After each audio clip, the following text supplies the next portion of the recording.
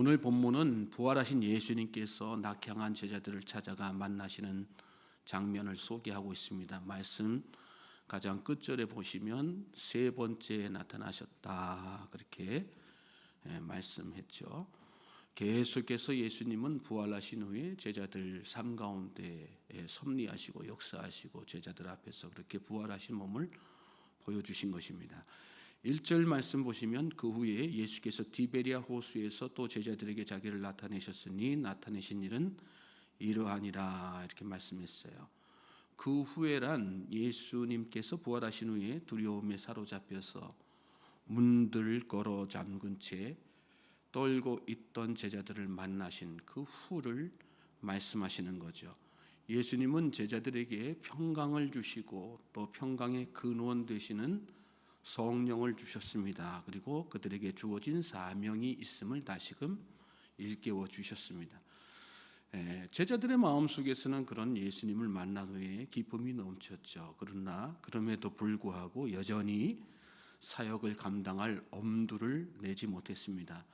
제자들은 단지 예수님이 부활하셨다는 사실만을 알고 있었지 그 부활의 소망과 능력으로 사명 감당해야지 되겠다는 생각은 갖지 못했던 것입니다.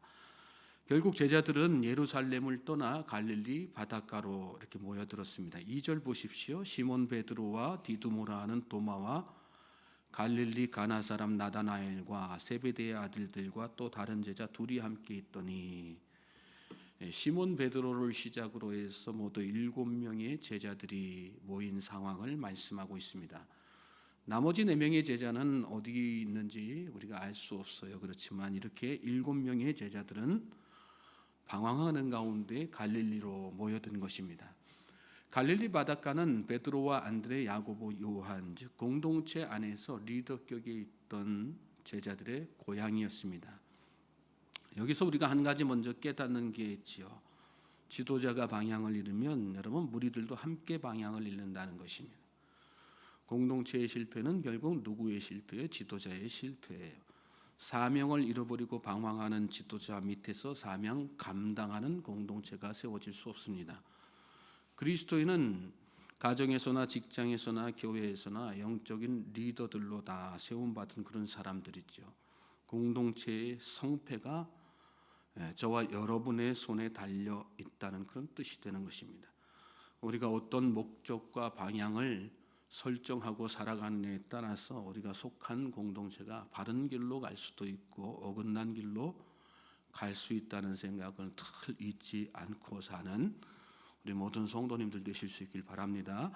3절 말씀 보십시오. 시몬 베드로가 나는 물고기 잡으러 가노라 하니 그들이 우리도 함께 가겠다 하고 나가서 배에 올랐으나 그날 밤에 아무것도 잡지 못하였더니 갈릴리에 모여든 7명의 제자들이 함께 모여서 무슨 대화를 주고받았는지는 알 수 없습니다. 넋두리를 늘어놓았을 수도 있겠죠. 그리고 침묵 가운데 아무 말도 하지 않고 시간 보냈을 수도 있습니다. 분명한 것은 앞으로 그들이 무엇을 해야 할지 어떻게 살아가야 할지에 대한 영적이고 진지하고 건설적인 대화는 없었다는 것입니다. 그러던 중에 시몬 베드로가 아마도 착잡하고 혼란스러운 마음을 달래기 위해서 예수님을 만나기 이전 자신의 본업이었던 물고기를 잡으러 나가겠다고 하니까 다른 제자들도 함께 배에 오릅니다. 그리고 밤이 새도록 그들이 함께 그물질을 하지만 아무것도 잡지 못합니다. 사명을 잃어버린 인생이 바로 이와 같습니다. 그리스도의 사명을 잃어버리면 원래대로 다 회귀하고 마는 것입니다. 그리스도인들이 사명을 망각하면 삶이 무의미해지고 모든 것이 허탈합니다. 그리스도인은 사명으로 사는 사람들이기 때문입니다. 부활하신 예수님이 이렇게 낙약한 채 허탈하고 무의미한 시간 보내고 있는 제자들을 제차 3차 이렇게 찾아가신 이유도 그들의 사명을 회복시켜 주시기 위해서입니다. 주어진 생을 가치 있고 의미 있게 보내도록 하시기 위해서 주님이 그들을 찾아가신 것입니다. 오늘 이 시간도 주님이 저와 여러분을 찾아오신 특별한 목적이 있습니다. 우리의 삶을 가치 있게 하시기 위해서. 믿습니까? 우리가 삶의 목적과 방향을 바로 세워서 주님이 기뻐하시는 그 일 달려갈 수 있도록 하시기 위해서 주님이 찾아오시는 것입니다. 날이 새어갈 때에 예수께서 바닷가에 서셨으나 제자들이 예수이신 줄 알지 못하는지라. 날이 새어갈 때에 그랬는데 동이 트고 주변이 환해지는 그런 상황을 말씀하는 것입니다. 제자들이 헛수고를 하는 동안, 밤새도록 그렇게 헛구물질하는 동안 날은 벌써 다 밝아왔어요. 그리고 주변의 사물들을 알아볼 수 있는 그런 시간이 되었다는 그런 뜻이죠. 바닷가에 서 계신 예수님을 충분히 알아볼 수 있는 그런 시간이었다는 뜻입니다. 그러나 제자들은 예수님을 알아보지 못하죠. 아무리 사역을 열심히 해도 주님이 보이지 않는 때가 있죠. 왜 그럴까요? 사명으로 하지 않기 때문에 그렇습니다. 아무리 크고 중요한 일을 해도 주님이 보이지 않고 그 사역 가운데 주님의 능력이 나타나지 않는 것은 사명감이 결여된 상태에서 일하기 때문에 그런 것입니다. 작고 하찮은 일이라도 사명으로 하면 주님이 나와 함께 하시고 내 곁에 계시다고 하는 사실이 마음속에 확증되어지고 주님이 내 눈에 들어오는 것입니다. 예수님이 보이지 않아서 여러분 삶 가운데 막막한 상황이 올 때가 있습니까? 그럴 때 여러분 사명을 생각하십시오. 그러면 예수님이 비로소 보이기 시작할 것입니다. 5절부터 7절 보십시오. 예수께서 이르시되 얘들아 너에게 고기가 있느냐? 대답하되 없나이다. 이르시되 그물을 배 오른편에 던지라. 그리하면 잡으리라 하시니 이에 던졌더니 물고기가 많아 그물을 들 수 없더라. 예수께서 사랑하시는 그 제자가 베드로에게 이르되 주님이시라 하니 시몬 베드로가 벗고 있다가 주님이라 하는 말을 듣고 겉옷을 두른 후에 바다로 뛰어내리더라. 예수님을 알아보지 못하고 있는 제자들에게 예수님께서 물으셨어요. 너희에게 고기가 있느냐? 예수님이 몰라서 물으신 것이 아닙니다.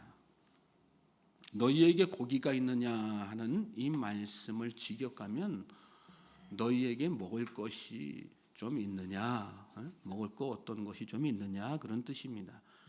예수님은 제자들이 밤이 새도록 수고했지만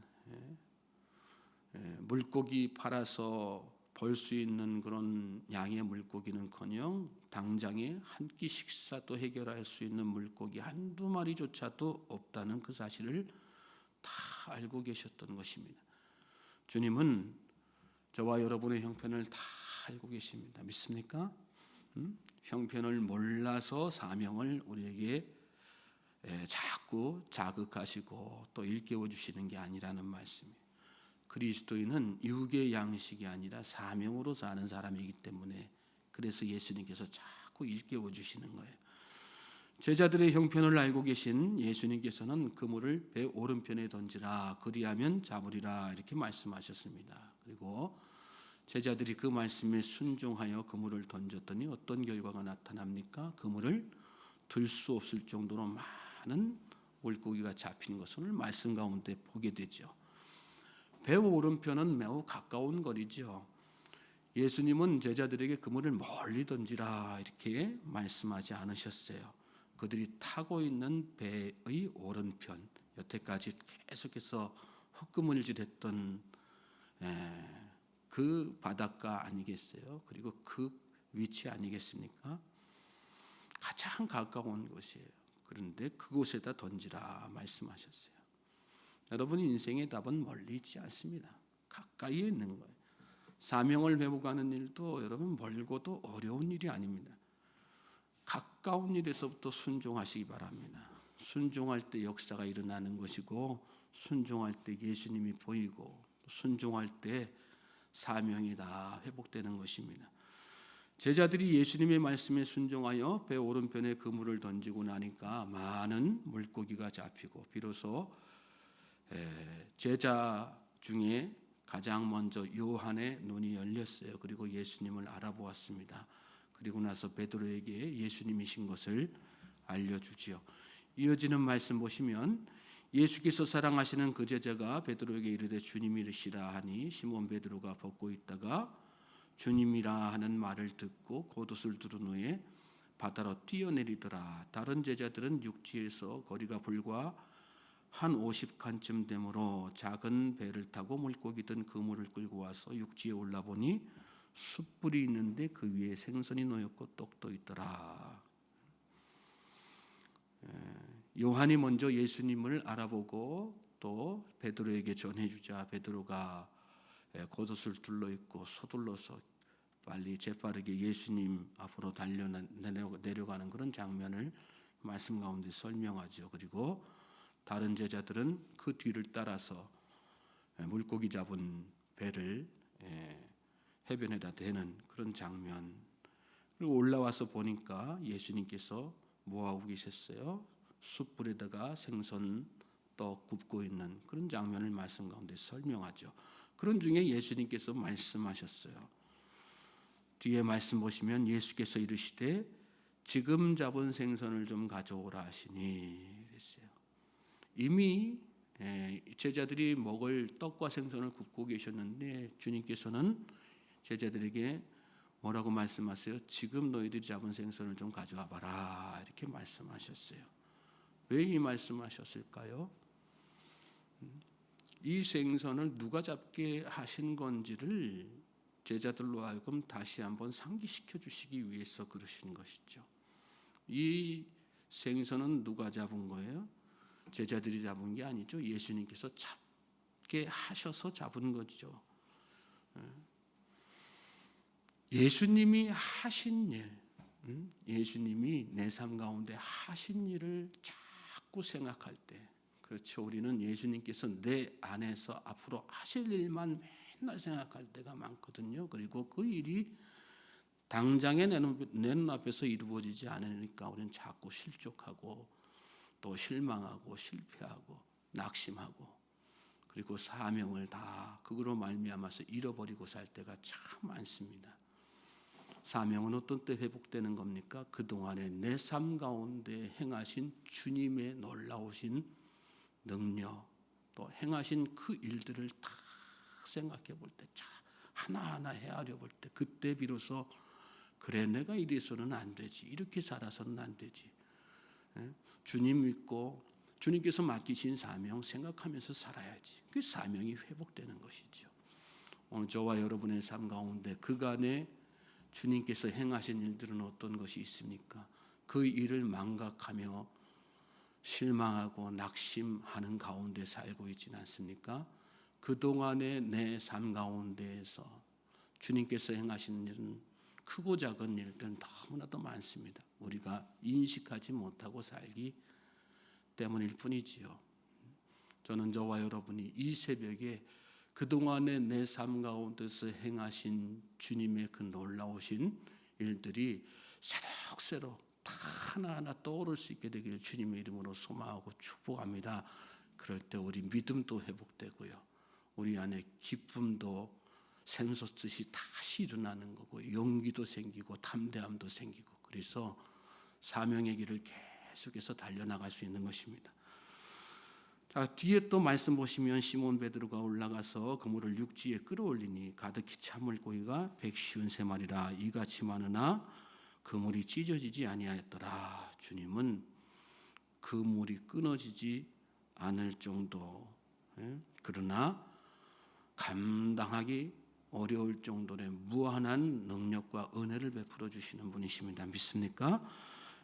예수님께서 이르시되 와서 조반을 먹으라 하시니 제자들이 주님이신 줄 아는 고로 당신이 누구냐 감히 묻는 자가 없더라. 예수께서 가셔서 떡을 가져다가 그들에게 주시고 생선도 그와 같이 하시니라. 이것은 예수께서 죽은 자 가운데서 살아나신 후에 세 번째로 제자들에게 나타나신 것이라. 예수님은 그렇게 예수님 앞으로 달려나온 제자들에게 예수님이 제자들이 밤새도록 헛구물질하는 동안에 준비해 놓으신 떡과 생선, 잘 구워진 떡과 생선을 다 먹이시는 것을, 그리고 그들을 위로하시는 것, 그들의 굶주림을 해결해 주시는 것을 오늘 말씀 가운데에서 보게 되죠. 결국 사명의 망각이라고 하는 것은 우리 삶의 문제와 직결된 것 아니겠습니까? 사명자의 길을 가는데 가장 큰 장애물은 사실은 우리가 사는 일상의 어떤 삶의 문제 아니겠어요? 근데 오늘 이 말씀 가운데서 주님 뭘 일깨워주고 계세요? 주님께서 다 먹이시고 입히신다는 거예요. 믿습니까? 주님께서 다 먹이시고 입히세요. 우리의 형편을 다 아시는 주님께서 우리의 배고픔도 아시고 궁핍함도 아시고 모자람도 다 아세요. 그리고 주님은 그냥 그것을 지켜보실 뿐만 아니라 우리 삶 가운데 역사하셔서 채워주시고 해결해 주시는 분이세요. 그러니까 그 주님을 믿으면 우리가 삶의 어떤 상황 가운데서도 사명을 놓치고 살지 않고 마음속에 사명 감직하면서 사는 거예요. 믿습니까? 저는 저와 여러분의 그런 은혜가 있게 되길 바랍니다. 그리스도인은 사명으로 사는 거예요.